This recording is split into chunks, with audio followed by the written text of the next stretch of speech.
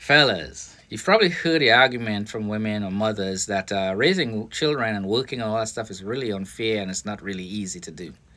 Um, es- Especially as single mothers, or sometimes if they already have a spouse, the her spouse works, does whatever, but it's not really enough to help. And it's not unfair that a lot of the burden is on the mother.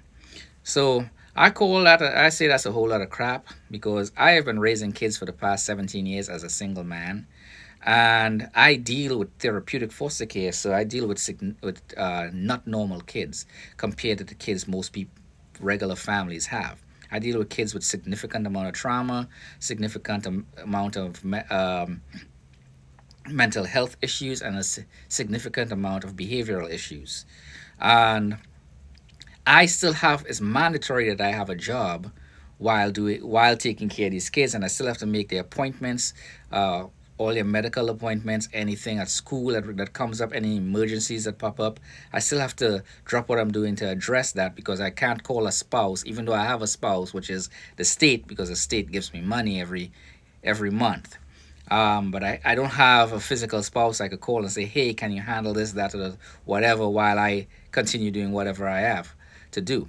I do have a network, so sometimes I call maybe a former foster care kid that lives nearby to come watch the kids or do something, but it's not something that I have access to every evening.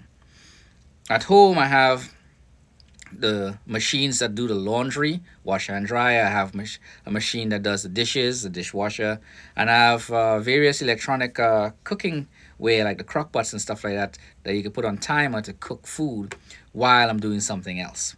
Um, in some cases, I do manually cook. I have a wok and things like that. You've seen that stuff in my other video. So I say all that to say this: it's really not that difficult, and I deal with some really troublesome kids, and it's really not difficult.